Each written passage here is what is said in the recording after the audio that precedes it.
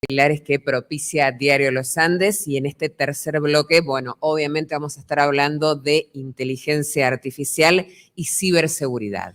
La inteligencia artificial es la columna vertebral de la innovación en la computación moderna. Se define como un conjunto de tecnologías que permiten que las computadoras realicen una variedad de funciones avanzadas, incluida la capacidad de ver, comprender y traducir el lenguaje hablado y escrito, analizar datos, hacer recomendaciones y mucho más.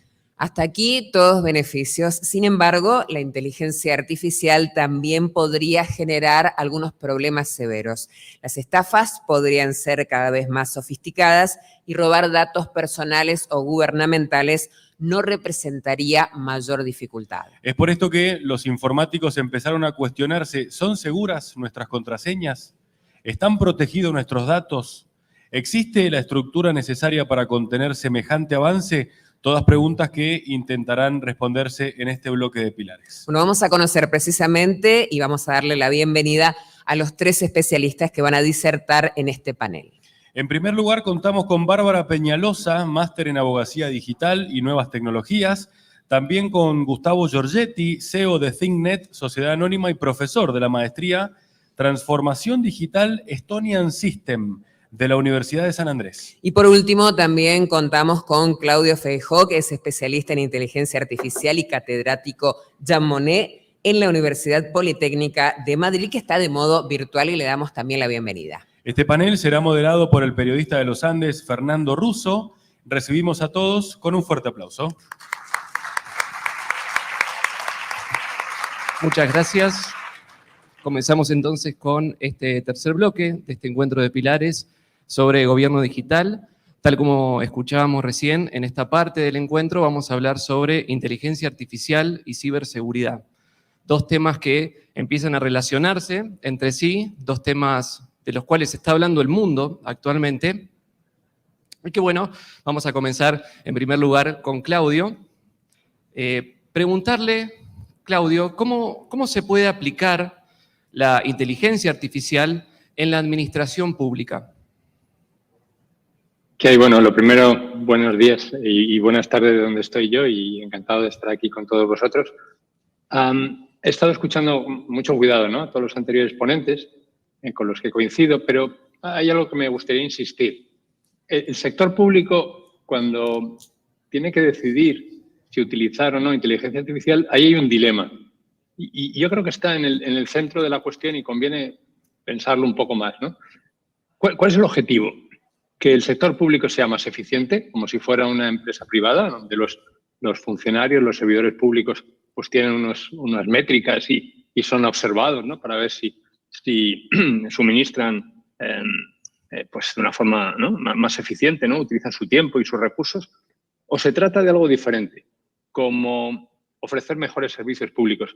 Y personalmente, o al menos esto es un poco el grupo, ¿no?, que yo represento, yo creo que la respuesta está en esta segunda línea. La idea no es ser más eficientes, es un problema de la empresa privada. La idea es ofrecer mejores servicios públicos, ¿no? Es realmente que la tecnología sea una parte, a veces pequeña, de la solución, está al servicio de la sociedad civil. Si confundimos eficiencia con mejores servicios públicos, creo que no vamos a saber muy bien cómo utilizar la tecnología. Pongo un ejemplo. Ahora muchos gobiernos nacionales, regionales, provinciales, incluso municipales, pues utilizan algoritmos para detectar quién tiene necesidad de ayudas públicas, ¿no?, qué familias o qué individuos están en situaciones de desventaja, y que esos algoritmos que reúnen información de diferentes zonas, ¿no?, de datos que tiene el sistema público, puedan identificar qué personas son. Así, tal cual, no nos va a servir para nada. Seguimos necesitando las personas que presten atención, si eso tiene sesgo, si tiene sentido, si hay que dedicarles una relación personal. Eso simplemente es un instrumento, ¿no?, al servicio de mejores servicios públicos, no en hacer más eficiente, ¿no?, y que haya un algoritmo que tome las decisiones. Y creo que ese foco es un foco clave, ¿no? Claro, exactamente. Gustavo, ahora continúo con vos. Empezamos, a raíz de estos avances, empezamos a hablar de un término que es transformación digital. ¿Nos podrías contar de qué se trata esto de la transformación digital y cuál es el verdadero objetivo que tiene la transformación digital? Bueno, creo que se habló... ¿Se escucha bien? Sí. Se habló, Dalmiro habló antes y mencionó muy claramente lo que es transformación digital. No es hacer lo mismo con digital, cambiar el soporte de papel por el soporte digital. Y creo que tiene mucho que ver con lo que decía Claudio recién. Tiene que ver con entender qué podemos hacer con la nueva tecnología. O sea, la innovación es básicamente aprovechar un contexto nuevo. Cuando no existía la tecnología digital, hace 20, 30 años, disponible como está, teníamos que utilizar soluciones y, bueno, las soluciones era el papel. Y la interoperabilidad siempre existió. Lo que pasa es que éramos nosotros los que hacíamos la interoperabilidad. Porque el papel no es interoperable. El papel es algo que nosotros procesamos.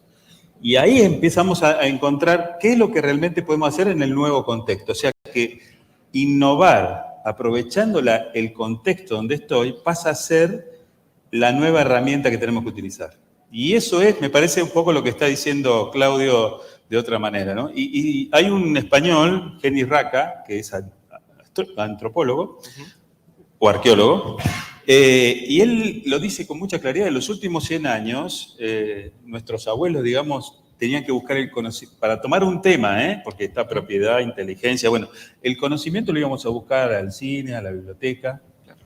Después pudimos traerlo a casa, la radio, la televisión. Después pudimos producir contenido. Ahora estamos publicando contenido y yo me animo a estirar esos 100 años, que no lo completó todavía, por lo menos, pero para mí inteligencia artificial es interactuar con el contenido, conversar con el contenido. Si empezamos a entender este cambio de paradigma, que es el significado que le damos a contenido, empezamos a aprovecharlo, porque si no, nos quedamos en el modelo anterior y lo único que hacemos es digitalizar. Claro. Cambiar el significado de las cosas para mí es el secreto de poder avanzar en esta nueva era digital. Claro. Me quedo con eso último que mencionabas, Gustavo, y entramos ahora en el tópico de la ciberseguridad, porque si bien los avances tecnológicos realmente pueden ser muy útiles para la gestión pública, no podemos descuidar a los usuarios, no podemos descuidar la ciberseguridad, y ahí entramos con vos, Bárbara. Y te pregunto, en primer lugar, de acuerdo a lo que ves, de acuerdo a tu interpretación de la realidad, ¿vos considerás que la inteligencia artificial se puede utilizar en el ciberdelito? Y, en caso de que así sea, ¿cómo nos protegemos los usuarios de posibles estafas, por ejemplo? Bueno, de hecho ya se empezó a utilizar, porque siempre van un paso adelante, ¿sí? Bien mencionaban recién esta irrupción que advertimos de la inteligencia artificial los simples ciudadanos de a pie en marzo, y bueno, ya los ciberdelincuentes estaban buscándole provecho a este ChatGPT a ver cómo podían mejorar sus ataques, ¿sí? Entonces vieron cómo podían mejorar un phishing, ¿sí? Que antes a los usuarios o a los ciudadanos los confundían, los engañaban con mails que uno los leía y realmente eran difíciles de engañar, pero así todo. Entonces, ahora con la inteligencia artificial ya están buscando la forma de mejorar, optimizar esos mails, optimizar otras herramientas de la inteligencia artificial que ya hemos empezado a conocer, como por ejemplo la posibilidad de clonar la voz, ¿sí? Hay una herramienta que permite clonar la voz, salió para clonar la voz de los famosos, pero rápidamente empezaron a clonar la voz de personas y utilizarlo para un chantaje, para una extorsión. Entonces, sí vemos que la inteligencia artificial, siendo una herramienta poderosísima, puede tener usos negativos, pero asimismo también no todo es miedo y descontrol, sino que también puede ser una herramienta aliada a la hora de luchar justamente contra el cibercrimen, ¿sí? Es una herramienta muy poderosa con la posibilidad de aprender y de prevenir situaciones de cibercrimen. Claro, perfecto. Tomo eso último también, Bárbara, y ahora te pregunto, Gustavo, trasladamos la ciberseguridad a el Estado. ¿Cómo puede hacer el Estado para trabajar de una forma integrada con cada una de las partes del Estado en justamente tratar de evitar estos ciberdelitos, por así decirlo? De acuerdo a tu experiencia, si nos podés contar. Bien. Bueno, estás preguntando cosas triviales, así que la respuesta va a ser trivial. Yo creo que acá el problema, y ya lo nombraron se viene comentando, el problema es la interoperabilidad. ¿Por qué necesitamos resolver el problema de la interoperabilidad. ¿Y por qué Estonia es Estonia? Porque Estonia, y Andrés me va a odiar con lo que voy a decir, no es el país más adelantado del planeta. Es el país más interoperable del planeta. O sea, ellos tienen un 97% de interoperabilidad. 3% quiere decir que el 97% lo hacen las máquinas hablando entre ellas y el 3% las personas. En ciberseguridad sabemos que, lo acaba de decir ella muy bien, Bárbara, nos engañan permanentemente. Y ahora encima vamos a ver a nuestro hijo hablando y diciéndonos que paguemos un rescate y no existe ese rescate.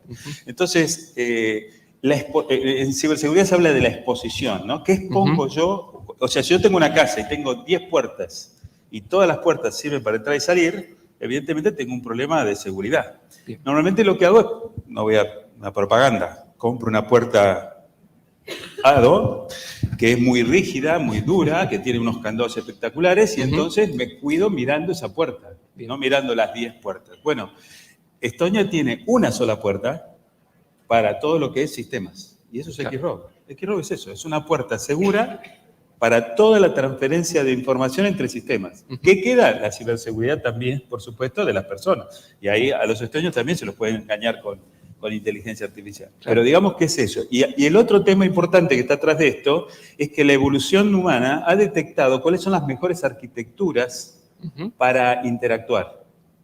En el ser humano se llama la lengua franca. O sea, los antiguos hablaban, todos escribían en griego, los romanos pusieron el latín. Hoy todos algo de inglés tenemos que hablar para poder hablar con un chino. Claro. Sin que el chino sepa español, ni yo sepa chino. Bueno, Estonia hizo la lengua franca de la interoperabilidad, hizo el X-Row. Eso es. Claro. Que me parece que ese es el gran hito que tenemos que descubrir, ¿no? Pero todos los desarrollos, no importa de qué nivel, ChatGPT, lo que sea, necesita datos de otro. Claro. Y ahí es donde aparece la necesidad que se marcaba Dalmiro, la marcó con toda claridad. Si no se interopera, no se aprovecha la potencialidad que está dando un nuevo ecosistema. Bien. Continuamos hablando ahora de inteligencia artificial y seguimos enfocados en la gestión pública. Y ahora te pregunto a vos, Claudio, ¿cuáles son los mayores desafíos para el uso de la inteligencia artificial en la administración pública y cómo se pueden llegar a resolver? Vale, voy a contestar esa pregunta, pero no me puedo resistir a mencionar el caso de Estonia, porque creo que nuestros países, ¿no? Argentina, España, otros, son un poco más complejos. Es mucho más fácil, y eso está relacionado con la pregunta que me hacías, es mucho más fácil conseguir transformación digital o interoperabilidad en un entorno pequeño donde, digamos, hay también una sola arquitectura funcional, ¿no? De los servicios públicos. Mucho más complicado en países federales que son un poco los nuestros, ¿no? Con diferentes niveles de gobierno mucho más grandes y que han crecido de diferentes maneras. Con respecto a un poco a la pregunta que me haces, yo creo que se ha mencionado antes, ¿no? La cuestión en los paneles anteriores, ¿no? Que hay muchos casos de interés, ¿no? En diferentes niveles, en el local, en el regional, nacional e internacional, ¿no? Por poner un ejemplo, que no sea todo tan teórico, ¿no? Todo el mundo tiene ahora chatbots, ¿no? Para intentar atender al público. Esto es probablemente irremediable, porque de esa manera, pues seguro que casi a cualquier hora a alguien le puedes atender e incluso si el chatbot está bien definido, pues puedes darle una respuesta que sea útil, ¿no? Y es por lo tanto parte de ese mejor servicio público que creo que tiene que ser el destino. Pero al mismo tiempo es absurdo si no ponemos una persona en el bucle. Yo creo que un primer desafío es este. Siempre tiene que haber un camino en el que hay alguien humano en el bucle. Si perdemos este punto de vista y perdemos ese toque humano, esta posibilidad, o si lo mandamos todo a sistemas interactivos o inteligentes, hay algo que se pierde por el camino. Esto es una cuestión. Otro ejemplo, para otro tema importante, es la compra pública o a lo mejor la selección de personal, ¿no?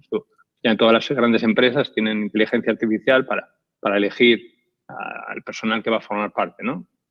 Es obvio que esto va camino de convertirse en un estándar, pero podemos trasladar los sesgos, incluso amplificarlos, que ya teníamos, porque eso se ha programado de alguna manera, y ahora codificarlos en la tecnología, de tal manera que, como muchas veces nos sucede a los que hemos trabajado en los servicios públicos, para los servicios públicos, que aparece alguien, un informático o una informática y te dice, ay, lo siento, ya sé que eso no está bien, pero no lo puedo cambiar, ¿no? Eso sería un camino terrible que deberíamos equivocar.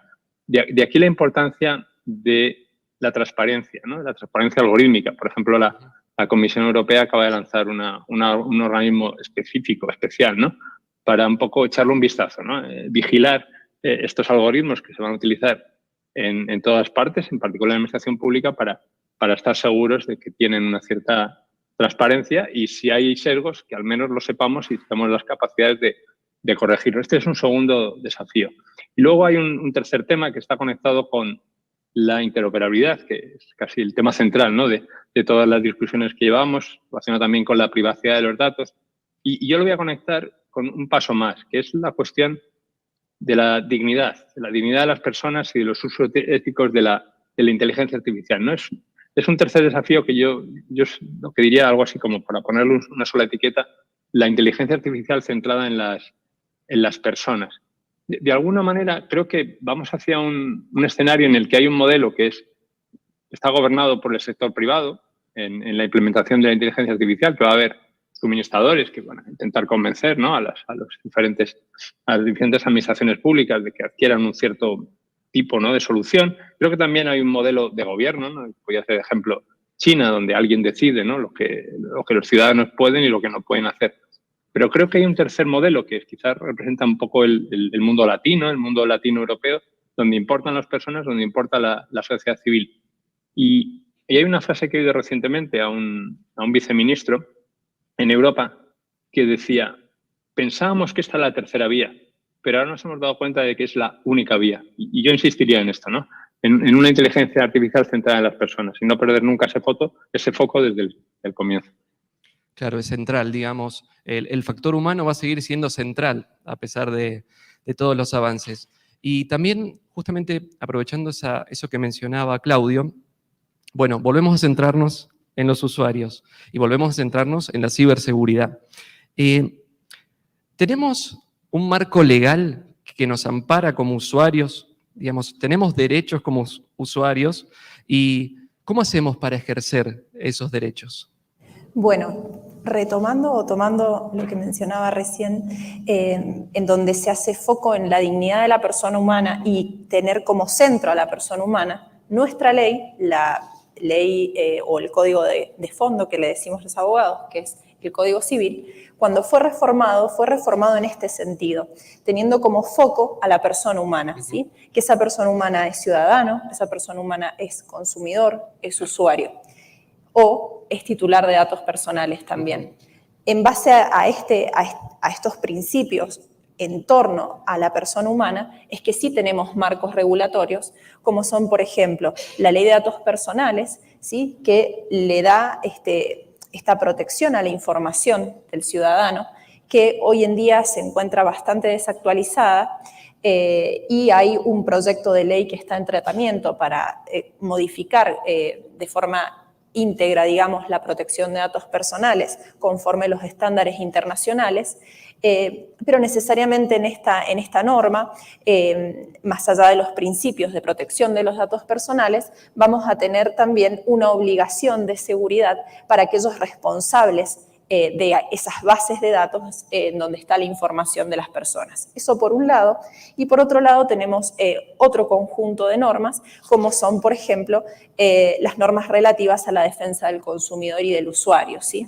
En donde esta digitalización e interacción digital entre el proveedor para la ley de defensa del consumidor y el usuario o el consumidor se traslada al entorno digital. Y estamos viendo consecuencias de este traslado que después de la pandemia fue abrupto, ¿sí? Todos nos tuvimos que digitalizar, aquella persona, tal vez consumidor hipervulnerable, que se relacionaba con su entidad bancaria de manera personal, que iba al cajero para revisar qué saldo tenía, hoy en día se ve en la obligación prácticamente de interactuar con ese proveedor de manera digital.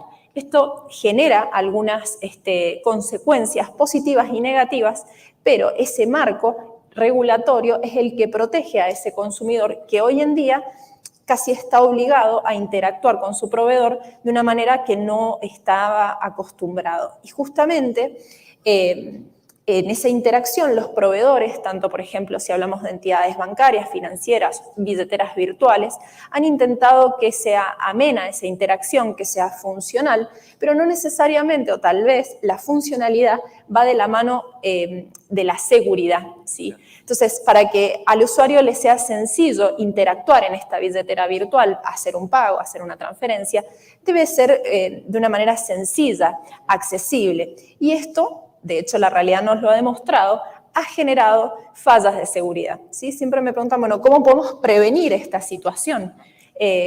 La ley nos lo impone, bueno, y la prevención, más allá del aspecto técnico de la seguridad o de la ciberseguridad, ¿sí? Que pueden adoptar las empresas en sus sistemas, yo advierto que hay un factor que también deben tener en consideración, que es el factor humano, ¿sí? Que hoy en día, si vemos en el crisol de ciberestafas de las que empezamos a ser testigos en la pandemia y aún hoy, que van cambiando día a día, se van sofisticando, robusteciendo, vemos que el factor humano es una falla en la seguridad que las entidades no están tomando en consideración y trasladan esas fallas que ellas no tomaron previamente en consideración al proponer o casi obligar esa digitalización, en tener en cuenta que el usuario se puede equivocar, que el usuario puede ser engañado.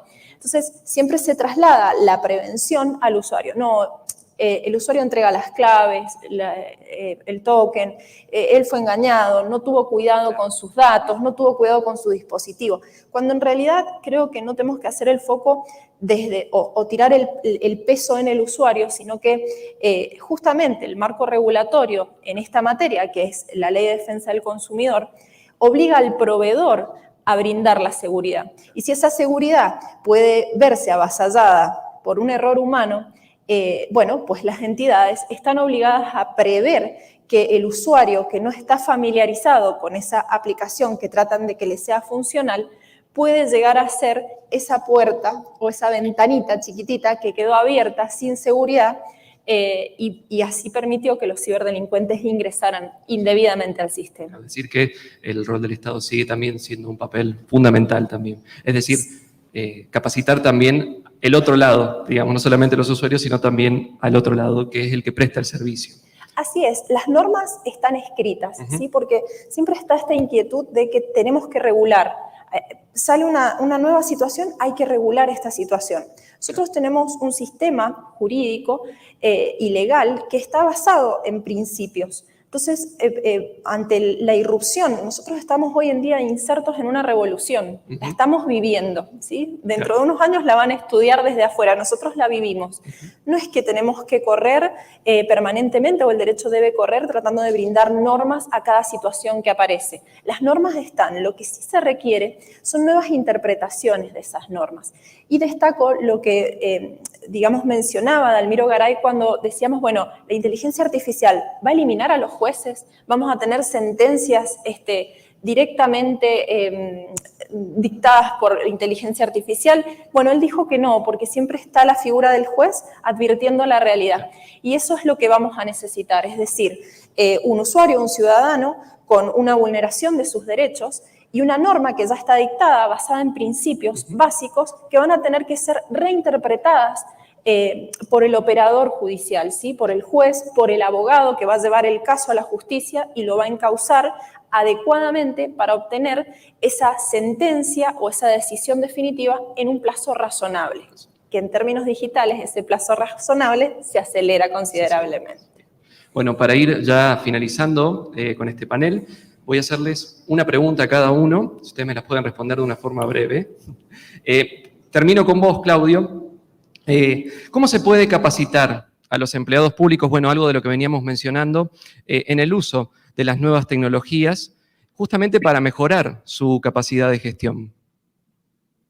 Pues, mira, mi opinión, aquí hay dos rutas, ¿no? Y creo que antes lo decía Juan Goula, lo importante que es esto, ¿no? Hay dos rutas. Una es tecnólogos, ¿no? Que se enamoran del servicio público y se convierten en empleados públicos. Pero esto es una ruta lenta, ¿no? Es quizá también más fácil, pero es lenta y probablemente necesitamos responder más rápidamente. La otra es suministrar a los que ya son empleados públicos, son especialistas en un cierto sector, en sanidad, educación, en otros ámbitos, los conocimientos para que sean capaces de gestionar la tecnología. Por este camino no van a ser tecnólogos, pero van a ser capaces de tomar decisiones sobre la tecnología, de lanzar proyectos, innovar, ¿no? Lo que estaba diciendo Gustavo, que es tan importante, de ejecutarlos, de evaluarlos, y también van a ser, muy importante, independientes de los intereses de los suministradores. Este concepto es el que nosotros, donde estamos trabajando, llamamos especialista funcional, ¿no? Estamos trabajando en un gran proyecto de implementar inteligencia artificial en los servicios públicos para hacerlos mejores. Y de hecho, publicarnos un informe al respecto, que ya está recomendado por la Comisión Europea, por la OCDE y pronto por UNESCO. Y creo que estará disponible para todo el que esté interesado, obviamente, ¿no? Va a estar en abierto. Pero creo que esta idea de especialista funcional, que significa que sabes de lo tuyo, que son los servicios públicos, y además eres capaz de gestionar la tecnología, es la clave si queremos dar respuesta rápida. Bien, perfecto, Claudio. Gustavo, tengo una última pregunta para vos. Si nos podrías contar, me parece que esta pregunta puede ser muy importante, sobre todo para Mendoza. Si nos podrías contar de qué se trata el proyecto del ecosistema digital de integrabilidad. Bien, bueno, ese es un proyecto que empieza... Ahora voy a tratar de contestar también lo que Claudio decía de Estonia y los restos de los países, ¿no? En el año 2007 yo pude visitar Estonia, conocer el caso, justo después del ciberataque que tuvo, y me vine con esas ideas para acá. Y tratamos de hacerlas funcionar en la provincia de Neuquén. Después de 15 años de estar probando y de sufriendo todo lo que tiró en 2 segundos Claudio por su experiencia, empezamos a buscar soluciones para los problemas no de Estonia, no del Expo, sino los problemas de nuestra cultura latina. Y así fuimos encontrando qué cosas le faltaban, qué cosas Estonia no necesita, pero sí nosotros necesitamos. Y de ahí surge lo que hoy se llama el ecosistema digital de integrabilidad, que tiene un montón de componentes, como por ejemplo, una novedad, esto es una noticia para tu currículum, primicia. El 10 de este mes, la IRAM, que es el instituto, como hizo en el mundo, está IRAM en Argentina, sacó una norma técnica, que se llama la norma de los EDI, de los ecosistemas digitales de integrabilidad, que es la 17610, ya se puede comprar, después podemos pasar el chivo, porque las normas se venden, lamentablemente no son bienes públicos digitales, como decía Francisco, claro.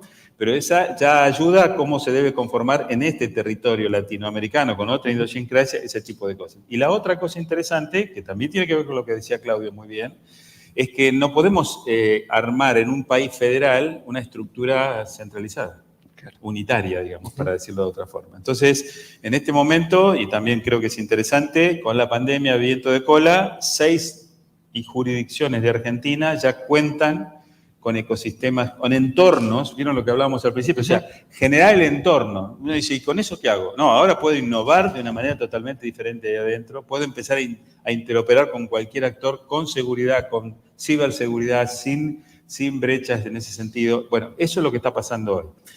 Y lo tomó el COFEFUP, el Consejo Federal de la Función Pública. Entonces, ya tenemos 6 sobre 24 jurisdicciones, estamos hablando del 25%. Yo creo que en 2 años Argentina va a ser un país interoperable, a pesar de que en cada jurisdicción puedan estar usando tecnologías diferentes. Bien, perfecto, Gustavo. Bárbara, cerramos con vos. Perdón, sí, por supuesto. Mendoza lo está implementando, es una de las jurisdicciones. Bien. Y bueno, Paco, no sé si puedo decirlo, pero también la universidad está tratando de trabajar en este sentido. Bien. Hay municipio de Luján de Cuyo está sumado, Guaymallén también. O sea, creo que Mendoza va a ser uno de los más avanzados dentro de 2 años. Dentro de 2 años, bien. Bárbara, finalizo el panel con vos.